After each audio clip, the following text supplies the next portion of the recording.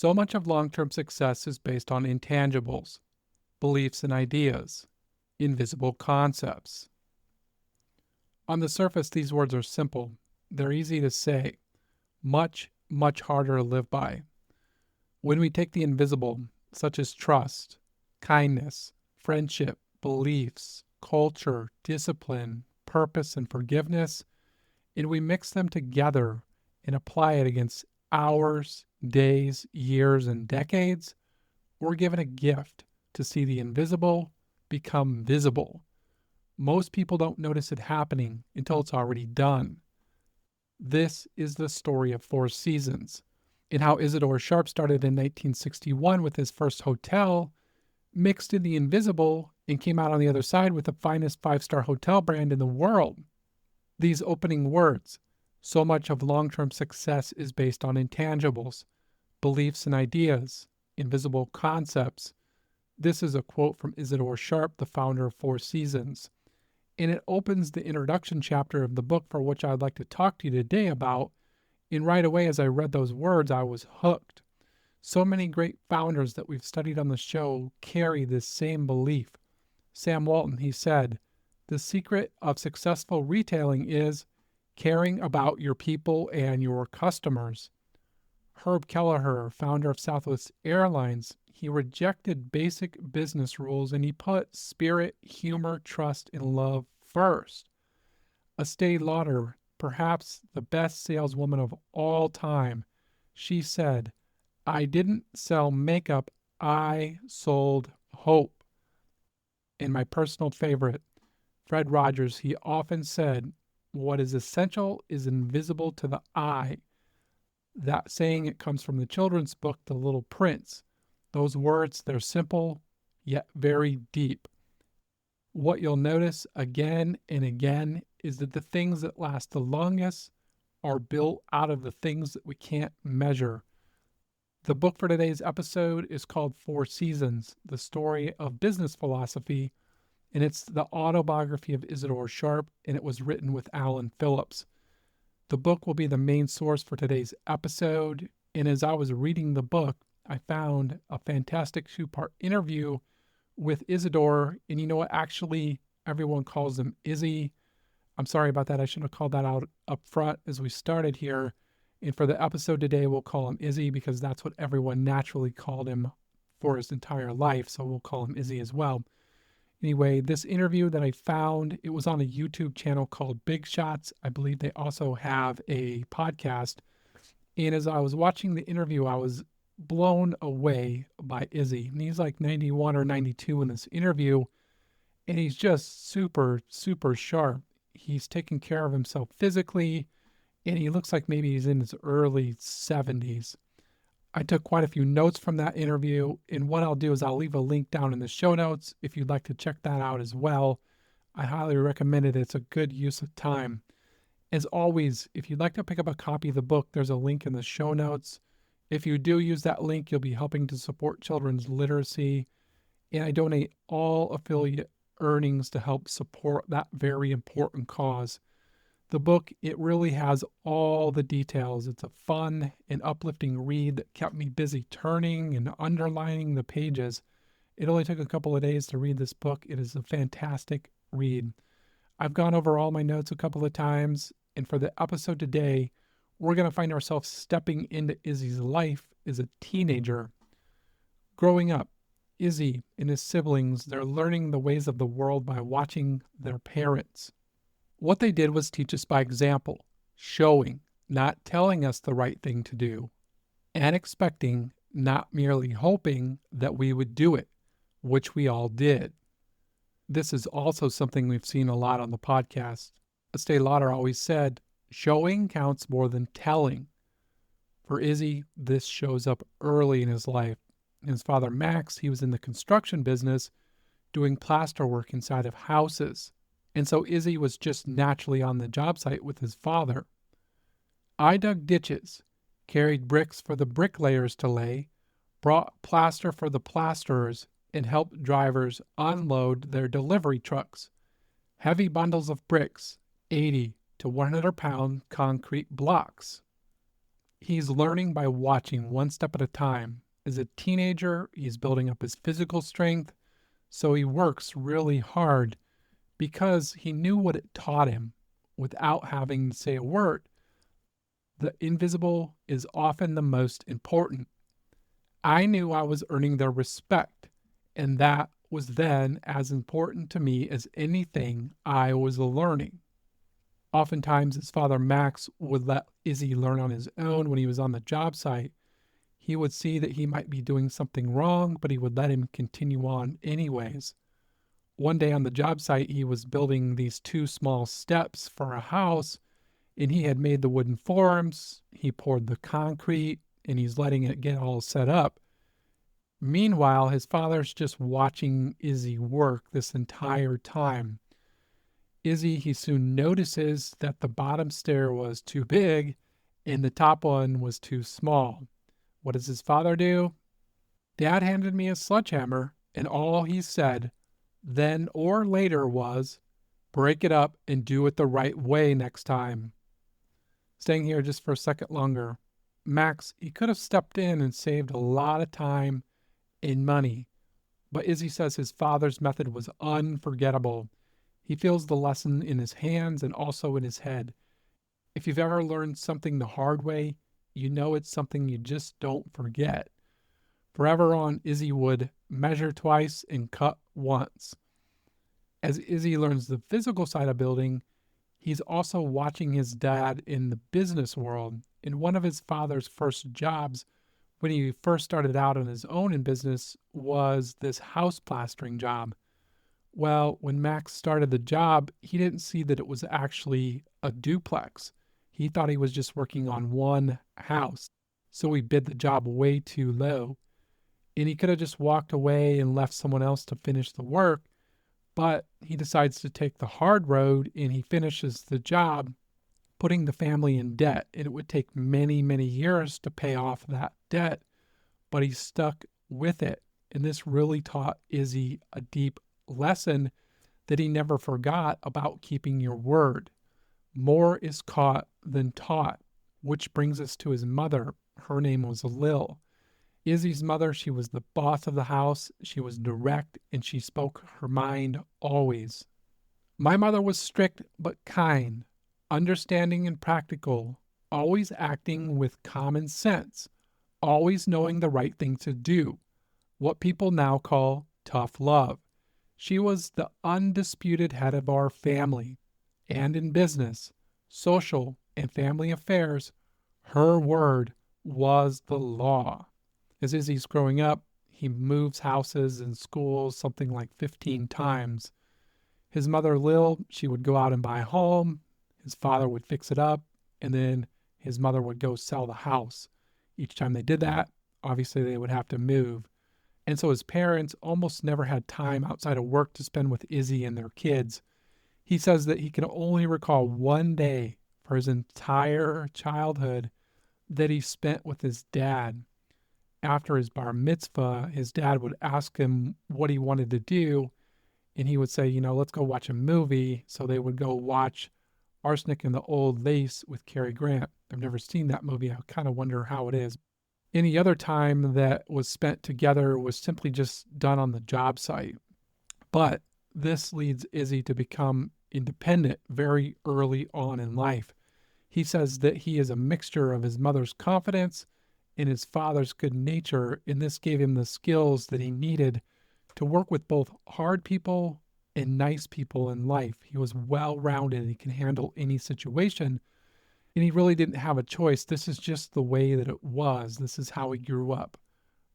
Earlier, we said that he had moved like 15 times. And as he was doing all this moving around, he really focuses on sports and school. Hockey, football, basketball, track and field. This quickly makes him a popular guy in school as he's moving around. And I know exactly how that is. As I was growing up myself, I personally moved around a lot. With sports, I could quickly make friends, and that gave me a feeling of belonging. When everything in your life keeps changing, you grab onto whatever helps you belong. For me, it was sports. Izzy, he took the same route. He would excel in sports and physical activity, This is something that he kept with him for his entire life. And I believe that's why he looked so darn good in his early 90s. Issy, he would graduate high school, he would go on to college to study architecture, and once he was done with college, he ends up joining his dad, Max, in the business, effectively doubling the size of their business from one to two. But they quickly hire a few guys that start helping them with a few projects. And one guy, his name was Vito, he ends up staying with Issy for more than 40 years. That's quite impressive right from the start. Max is quickly going to step aside and let Issy run the business. As a young man, he pushes upstream from building houses to apartment complex. Now, this next part that happens in the book is nuts. One slice in time that could have gone one of two ways, either destroys him or keeps him on his path in life. The Northview apartment building was close to another one next door, so I figured we'd need steel piles and wooden planks to support the structure around the excavation. But when you do that, the vertical steel columns have to be braced as you dig down, and I didn't know that. One afternoon when they were working on the job site, they're going to be hit with a major storm. Issy, he notices that the walls are starting to move a little bit. He's hit really hard in the gut, and this is the type of feeling that tells you this is not a small problem. If this building falls, he is finished. No one is going to trust him as a builder. This isn't about money, it's about trust. He takes action quickly, and he phones up his concrete supplier, who would agree to come down and help him out, along with his dad, Max. Both he and Max came through, and in the driving rain that lasted hours, we reinforced our entire series of columns, everyone working like Trojans to save the building, which we did. If we hadn't, it's doubtful that this book could have been written. The storm almost buried him. Instead, it makes him. And I love seeing these slices of time where battles are either won or they're lost. This allows the next change to start for Issy. One afternoon, he goes to the bank. He wants to get a loan to buy some land for a construction project. The banker, he's going to give him a little bit of advice. Why don't you get rid of the rubber boots and start working with a pencil and paper instead of a pick and shovel? Next, we see a small hint of what's coming. Issy, he says, I got the money, but not until afterwards did the significance of this advice sink in. He was telling me, you've got a good business mind.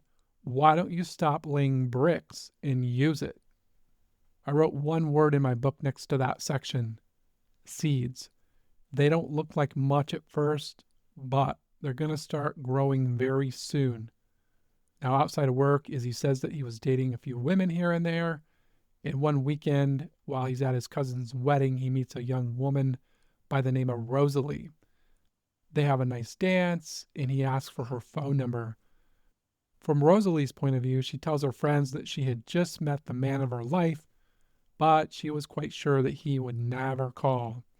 And I think you can guess, he does call about a week later, and they've been married for 73 years now. That is impressive. My hat's off to both of them. Together, they have 4 children. Rosalie, she's really the rock of the family. I was working morning till night, 6 or 7 days a week. So with few qualms, I left the upbringing of our children, along with the care of our home. Rosalie never complained, never tried to change me. And let's see, I think I'm getting a little bit ahead of myself here. We have to go back just a little bit, and we're going to talk about Issy's friend, Jack Gould, who had asked him to build a hotel or a motel. Now, when Issy sees the land where Jack wanted to build, he's kind of scratching his head here because it's really a hard place to see from the highway. He doesn't really think this is a good spot. How is anyone ever going to know it's out here? Jack just really wants a little motel with 7 rooms on each side of an office.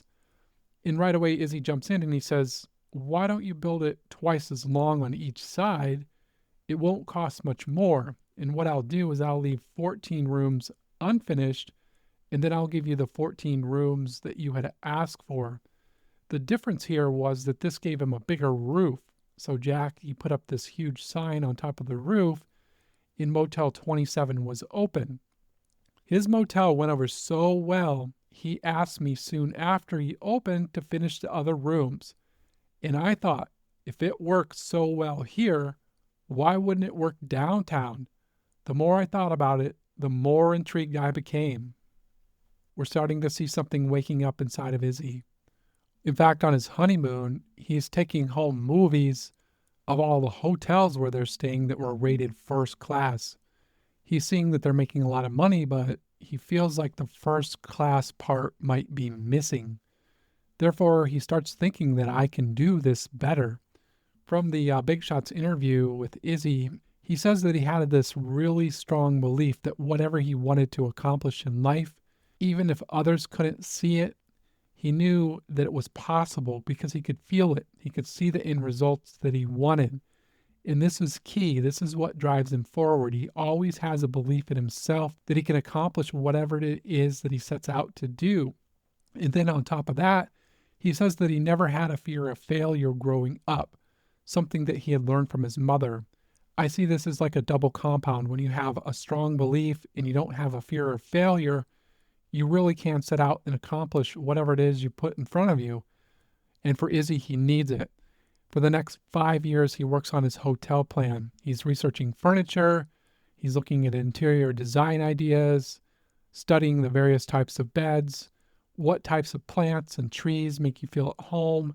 And oftentimes he's working in the evening. He says that this was a lot of fun. He says that he can really see the hotel clearly in his mind what he wanted. He tries to go out to get the money, and he's rejected time and time again by friends and by banks.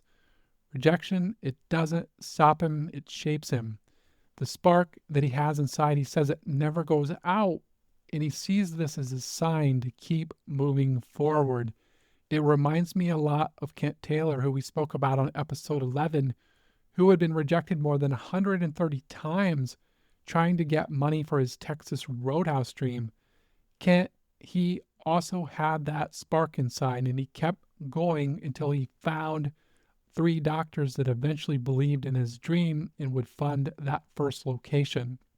For Izzy, those that believe in his dream are his brother-in-law Eddie and his best friend Murray. They each put up $90,000 to help him get started.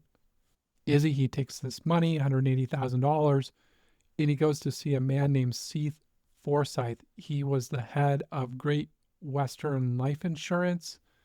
In Seth, he had promised to give Izzy 50% of the financing once he had raised the other 50%. But the twist here is that Seth, he doesn't want borrowed money, he wants equity. Izzy, he pushes back. He says, no, you told me once I had 50%, you would be willing, and I got the money, it's right here.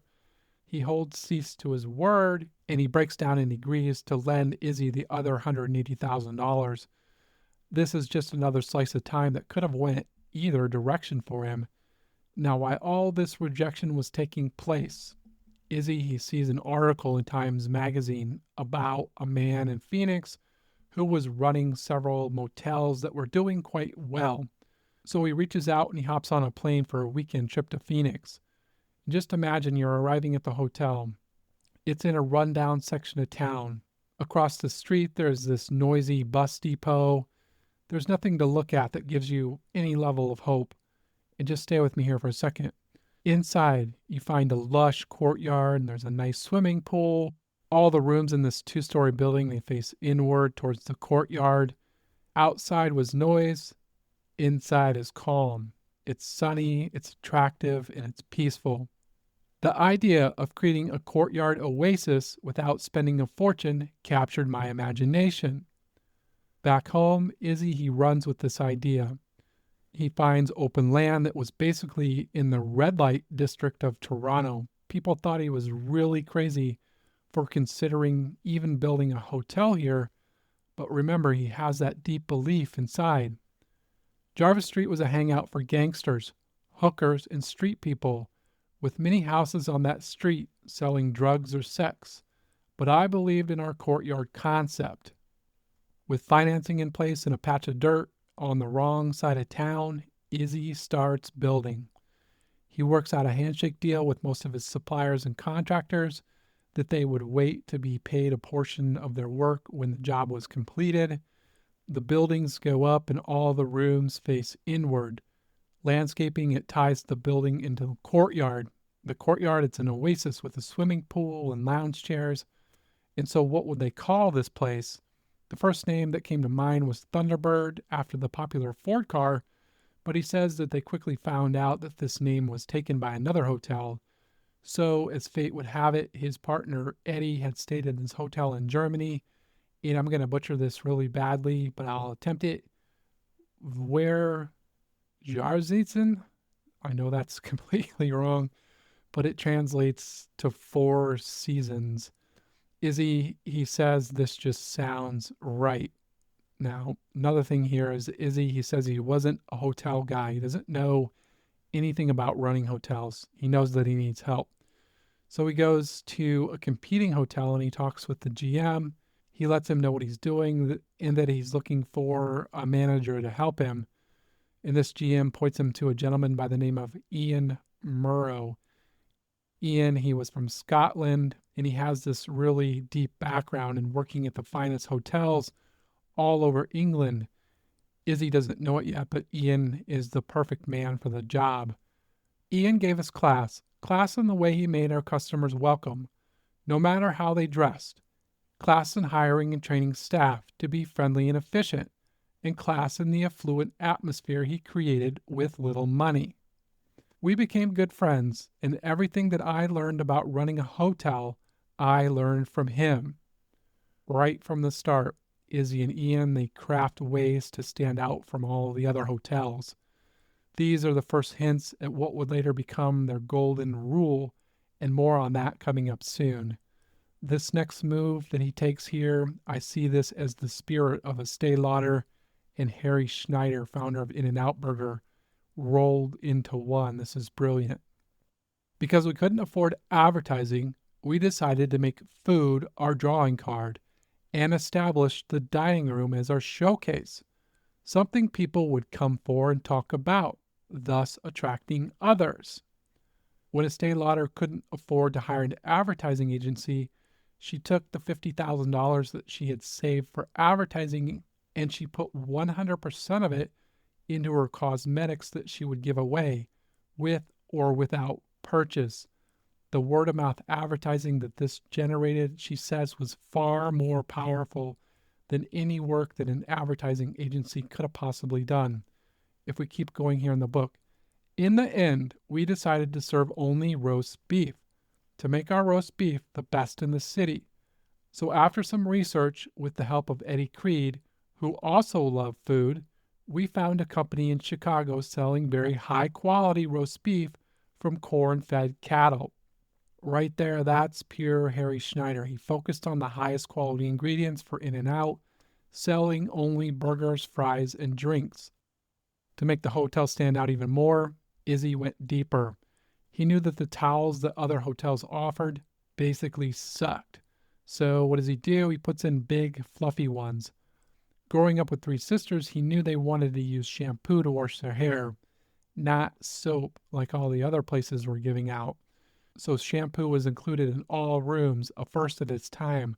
Simple things make really big impacts. Guests, they don't notice the details, they feel them. Rooms, they fill up quickly, and it begins to feel like something real is happening. The hotel has life.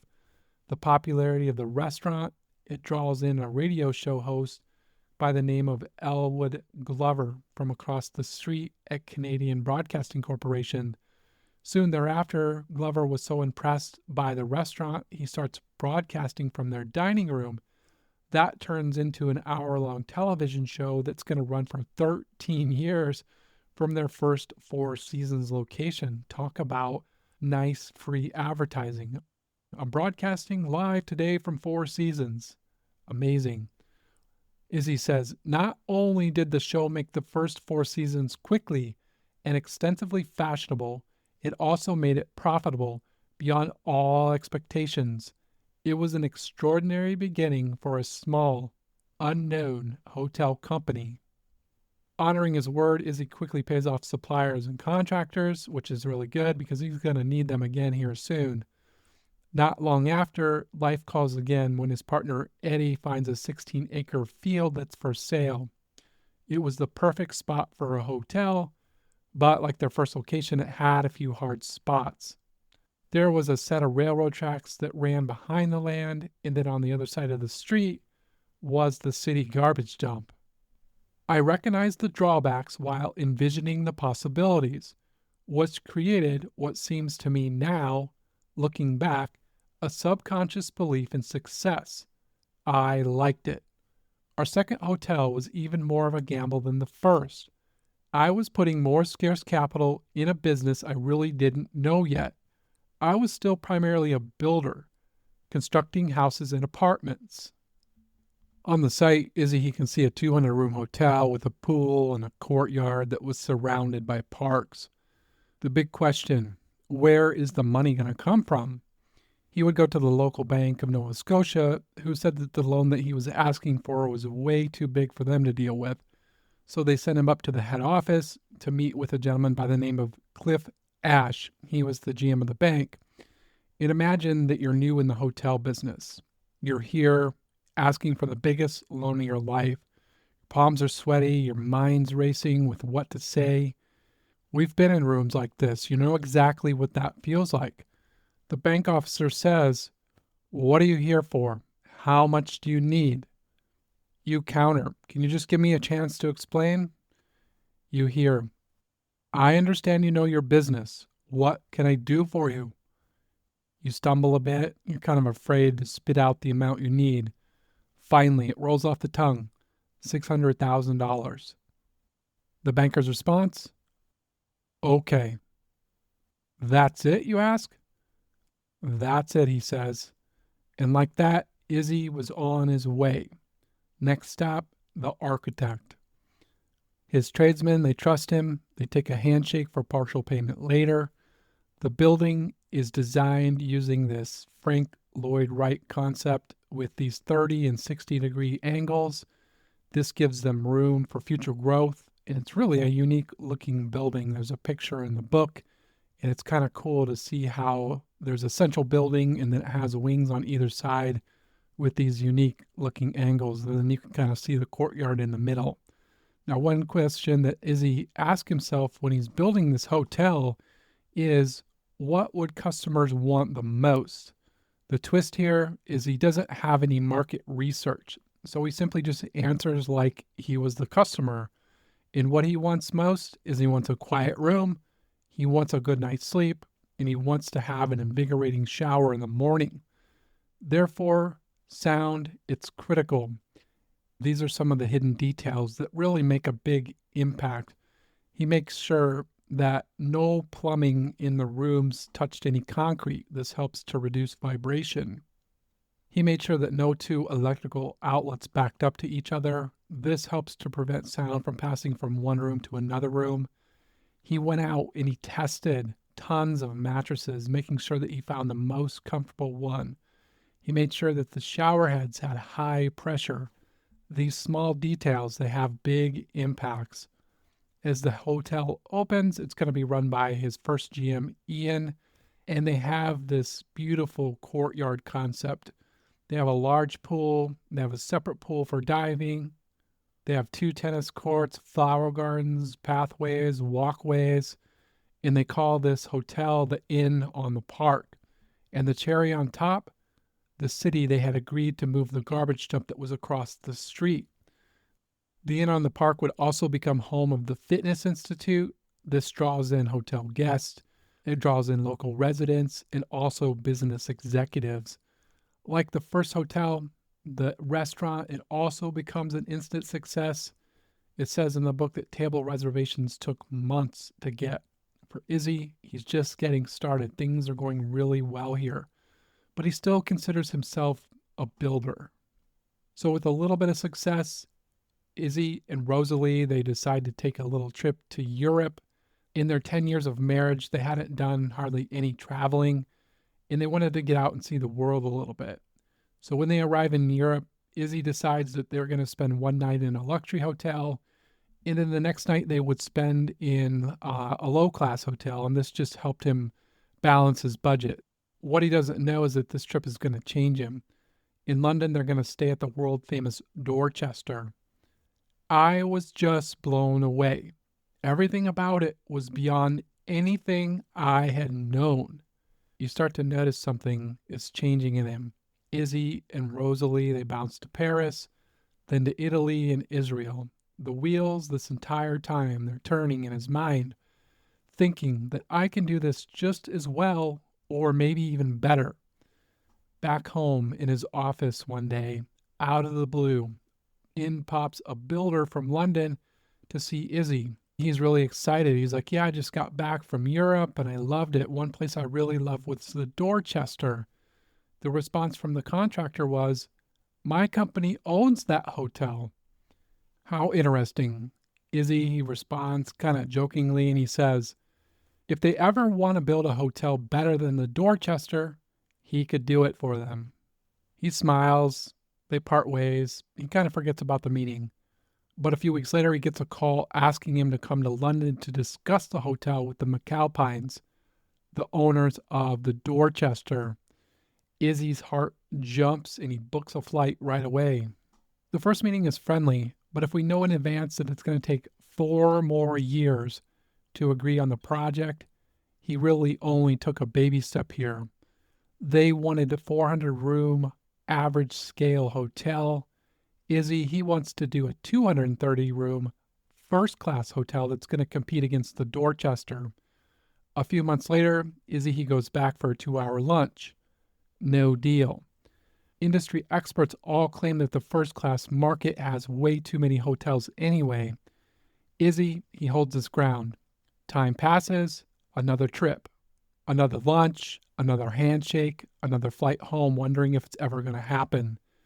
This goes on and on, 20 more trips. Each time he's building trust and friendships. He's building what I call a friendship muscle. It's key. He needs it now, and as we'll see, he's going to need it later in the future. On the last trip, they ask him to bring along his wife, Rosalie, and she agrees to travel together with Issy. All those meetings with Glover has served a single purpose, having little to do with the completed project. The McAlpines simply wanted to know for sure who they were dealing with before entering into a long-term business relationship. Finally, after 4 years, the deal is done. When I think about deeply driven people, this is it. He wasn't looking for the easy way out. It reminds me a lot of Samuel Cunard, who we spoke about on episode 15. In 1826, he made a bold move. He learned that the East India Tea Company needed merchants to bring tea from the Indies to Canada. Cunard, he sits on a ship from Canada to England for 6 weeks, watching the Atlantic roll by with the intentions to win the contract. Staying here for just a second more. The travel, it was important, as most business at the time was just done through mail. That was unreliable and lacked any real relationship building power. In person, he wins the deal. Plus, the contacts that he makes while he's there pay off big time for him in the future. And this is one of the major reasons why his company still exists 185 years later. It's all about the strong relationships. Now let's switch from one fellow Canadian in Samuel back over to Issy. He had won the project. Building it soon begins on what they're going to call the Inn on the Park. From the Big Shots interview with Issy, he says that this was the most enjoyable time of his career, seeing the hotel come to life and opening it to the public. Adding to this from the book, I no longer thought of myself primarily as a builder. I was now a hotelier with a clearly defined objective. I believed that what we had done in London, we could do anywhere in the world, be the best. We see the hotel open in 1970, and it's a success right from the start. The first year the London property opened, it was named Europe's Hotel of the Year. Its occupancy was consistently the highest in the city, and it's still one of London's most successful hotels. The success in London, I call it a purpose light switch. It's now on. The first class hotels, they have this really snooty way of treating people. If you're not dressed properly, they won't even talk to you. He went the other way and he looked past social class. He treats everyone with respect and as an equal. Service was priority number one. Like so many years before, when he looked at the hotel construction from the view of the customer, he does the same thing here. Customers think primarily in terms of value. They buy whatever gives them the most value for their money. So what do our customers value most? Our buildings give them beauty and comfort because we give them amenities no one else does. But most of all, we have been giving them better service than anyone else. Service, I'm convinced, is key. Through service, we can do, over time, what we're doing now in London in any equivalent city in the world. Now, at this time, he has like 5 or 6 hotels in Canada and the United States, and they were providing decent service overall, but nowhere near the vision of what Issy wanted for a 5-star hotel. My mid-70s decision to create the world's best hotel company was not taken seriously by most of my staff. I couldn't blame them. Our name was far from being a household word. We were competing with the world-famous companies, each with hundreds of hotels. And here I was saying that ours was going to be the best. No wonder they laughed behind my back.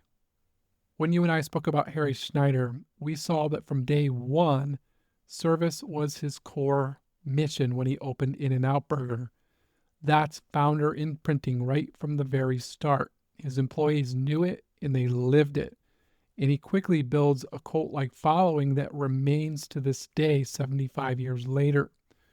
For Issy, he's like 15 years in. He's in a different position here. And we've seen this pattern before. In Sam Walton, when he started his first Walmart, he admits that he didn't take good care of his employees. He didn't pay them very well. He was really watching his cost.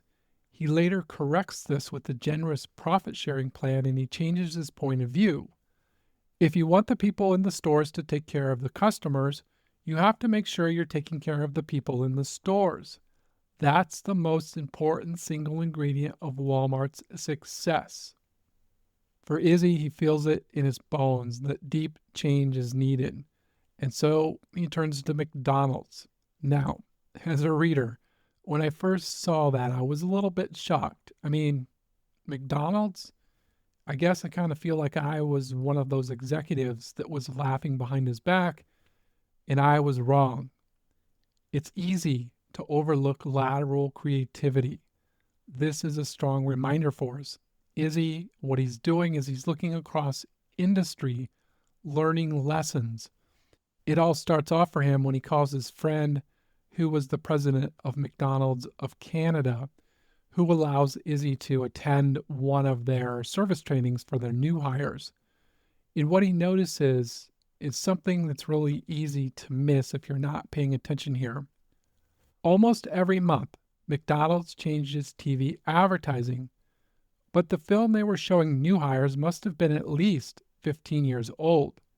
It struck me then that when you have something people can identify with, you don't have to keep reinventing it. Once it's rooted, it sticks. Our service problem, though much more complex than McDonald's, could nevertheless adhere to that pattern. The next day, he brings his executive staff to the training. Many of them simply just laugh at the idea, questioning, how could this ever work?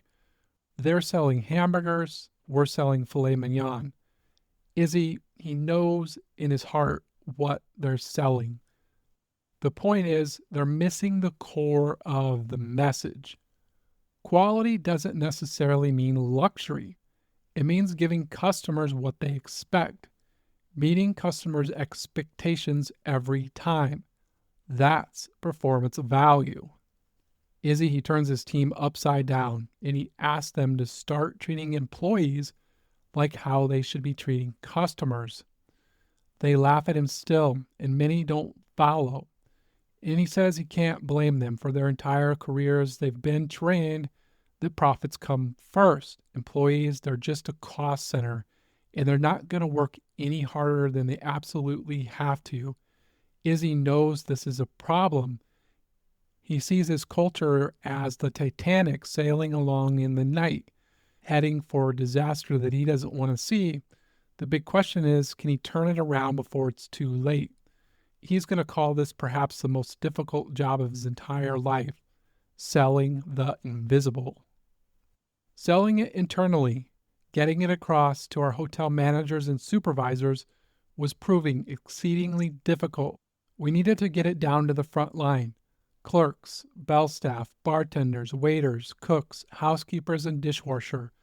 The lowest paid, and in most companies, the least motivated people. But the ones who would make or break a 5-star service reputation.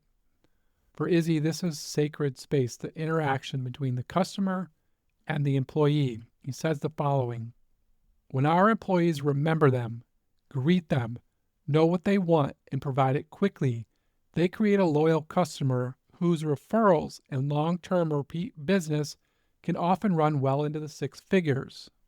But when our employees remember them, greet them, know what they want, and provide it quickly, that creates a loyal customer whose referrals and long-term repeat business can often run well into the 6 figures.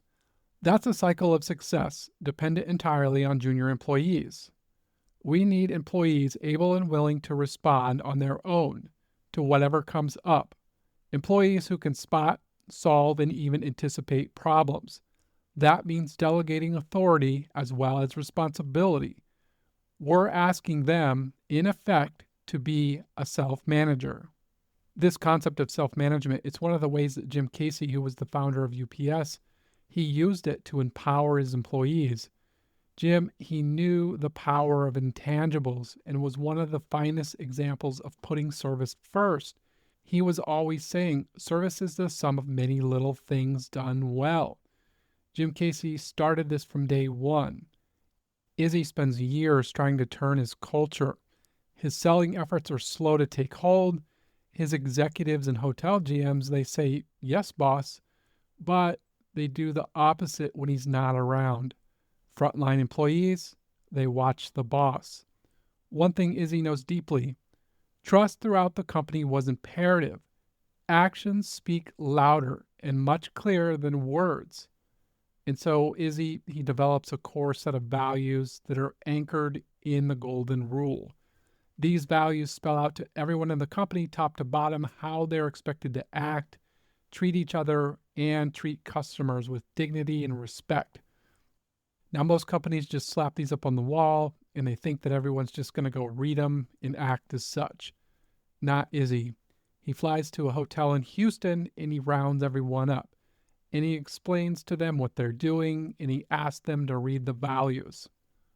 When they read it, I tried something unusual.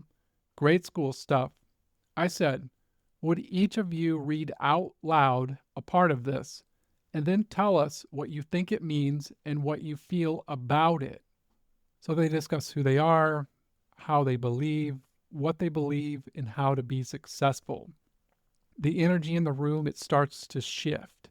An honest conversation starts taking place. Izzy asks employees, can you live with these values? Responses, they're mixed. Verbal feedback says that people don't live by these values today. Izzy, he keeps pushing them, saying, yeah, I know. But he asks them again, do you think you can do it? Are you prepared to work this way? Most of them respond and say, yes, we can work this way. And I'm imagining being in the room, the conversation's flowing and the energy is building. Then someone asks the key question: what happens to people who don't live by this? This is where Izzy turns the ship. He says, I guess they'll have to leave. A quick clarification question would follow. You mean anyone who's not going along with this will be out? Izzy says the following: this is what we stand by. Anybody who doesn't believe it, anybody doesn't fit in. The invisible concepts have come to life. Once you feel it, you cannot unfeel it. Issy visits all of his hotels. I became an evangelist, preaching the gospel of service every hour of every day on every trip to every hotel, continuously restating it, clarifying it, developing it. My job was getting employees at every level to focus on one priority, pleasing customers. And it was also getting managers to focus on the obvious corollary, pleasing employees. We treated the frontline people as members of an elite team. And for those who didn't comply, well, Issy took actions. I had to make cuts at the very top, GMs and some senior executives, and even some personal friends. Some were competent technically, but we protected our values above all else. Enforcing our credo was the most far-reaching decision I ever made, a painful process, often personally distressing. It's perhaps the hardest thing I ever did, but the fastest way for management to destroy its credibility is to say employees come first and be seen putting them last. And then one of the most important sentences in the book, if not the entire book, enshrining the golden rule as our primary working guide was the most fundamental decision in shaping our future. At Four Seasons, they focus on hiring on character and personality, believing that on-the-job skills, they just come with training. But no amount of training can change a poor attitude. Employee retention rates increase. Employees feel valued. Communication, it works two ways, management to employees and employees to management. Both are equally important. All employees are provided with key hotel financials. Nothing is hidden from them. Each goal is celebrated. If we fast forward 5 years, a new type of manager had evolved, a communicator, not a commander, a coach, not a cop. Our leaders showed their concern for employees by involving them in decision making. An old Japanese proverb put our manager's role in a nutshell. If they work for you, you work for them. So in 1998, Forbes, they're going to come out with their list of the best 100 places to work in America. And Four Seasons would show up on the list at number 27. And they're going to remain on that list for the next 22 years. This matters because when employees are cared for, that sacred space between the employee and the customer is where the invisible becomes visible. Four Seasons today, they have over 130 hotels and resorts with more than 50 under development. For me to read the list of customer service awards and rankings would be longer than this podcast episode. They're quite lengthy and impressive. Quite simply, they are the world's best 5-star hotel chain out there, hands down. It goes back to the opening line. So much of long-term success is based on intangibles, beliefs and ideas, invisible concepts. Thanks for listening today. I hope you can pick up a copy of the book for all of the details that I couldn't cover.